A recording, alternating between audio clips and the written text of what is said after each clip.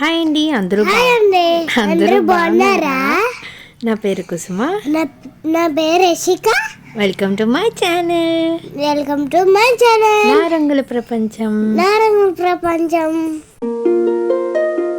So మేమేం చూపిస్తున్నామంటే chicken curry, అది కూడా కర్రల పొయ్యి మీద. ఇంగ్రీడియంట్స్ ఏం కావాలని మా బుజ్జి పాప చెప్తుంది. టమాటో, ఆనియన్, ఇంకా పచ్చిమిరపకాయలు, ఎండుమిరపకాయలు, అల్లం వెల్లుల్లి ఇవన్నీ మిక్సీలో వేసుకోవాలి. గ్రైండ్ చేసి పేస్ట్ లాగా చేసుకోవాలి. ఈ వీడియోలో చూపిస్తున్నట్టు. మీరు కనుక నా ఛానల్ని ఫస్ట్ టైం చూస్తున్నట్టయితే మరిన్ని వీడియోస్ కోసం నా ఛానల్ని సబ్స్క్రైబ్ చేసుకోండి. మీకు కానీ నా వీడియోస్ నచ్చినట్టయితే మీ ఫ్రెండ్స్ అండ్ ఫ్యామిలీ మెంబర్స్కి షేర్ చేయండి. ఇప్పుడు చూపిస్తున్న చికెన్ కర్రీ రెసిపీ మా లలిత చేసింది. నేను ఇంకొక వీడియో అప్లోడ్ చేస్తాను. అందులో మా మమ్మీ బ్యాచులర్స్ కూడా ఈజీగా చేసుకునే గుడ్ల పులుసు చేసి చూపించింది. అది కూడా నేను వీడియో అప్లోడ్ చేస్తాను. ఒకసారి చూడండి. వాళ్ళు వీళ్ళు చేసిందేనా, నువ్వేం చేయవా అనకండి. వీడియో తీసేది నేనే కదా, అందుకని వాళ్ళు చేస్తే నేను తీస్తున్నా. ఒక కళాయి తీసుకొని అందులో కొంచెం ఆయిల్ వేసి 3-4 చిల్లీస్ని మధ్యకి కట్ చేసి ఆయిల్లో వేసేయండి. ఒక గిన్నెలో చికెన్ వేసుకొని పసుపు, కారం, ఉప్పు వేసుకొని బాగా కలపాలి. సో ఇలా కలిపిన తర్వాత 5 minutes పక్కన మ్యారినేషన్ కోసం వదిలేయండి.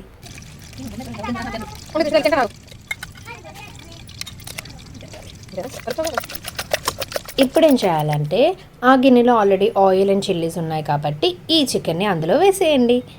జస్ట్ ఒక 2 minutes కలిపి అలా వదిలేయండి. వదిలేమన్నా కానీ ఎంతసేపు చెప్పలేదు అనుకుంటున్నారా? ఏం లేదండి, ఒక 5 minutes ఉంచాలి. ఎందుకంటే ఆ చికెన్కి వచ్చే నీ స్మెల్ ఉంటుంది కదా, అది రాకుండా ఉండటానికి ఒక 5 minutes ఉంచితే అది బాగా ముక్క మగ్గడం వల్ల స్మెల్ పోతుంది.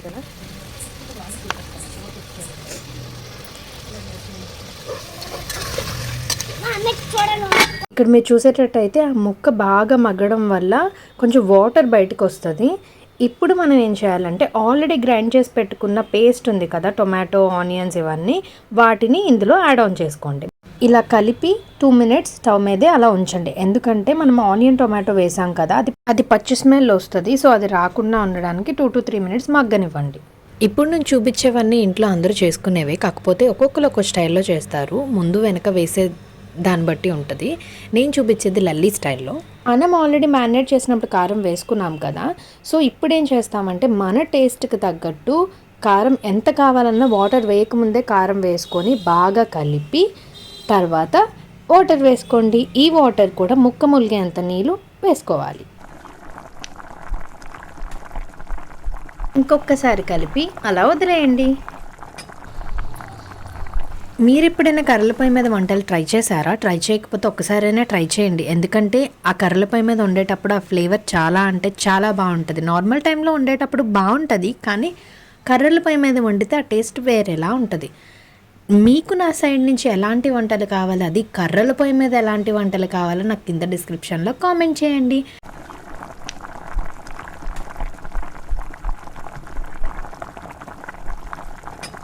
సో ఇంకొక 5 minutesలో ఈ చికెన్ కర్రీ కంప్లీట్ అయిపోతుంది.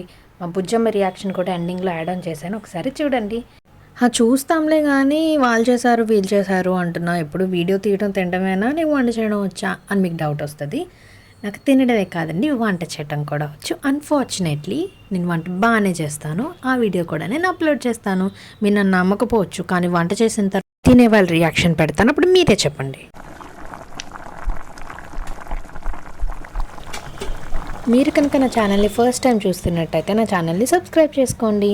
మీకు కనుక నా వీడియోస్ నచ్చినట్టయితే మీ ఫ్రెండ్స్ అండ్ ఫ్యామిలీ మెంబర్స్కి షేర్ చేయండి. అంతవరకు thank you so much for watching my video till the end. Subscribe to my channel. నా రంగుల ప్రపంచం. See you in the next video.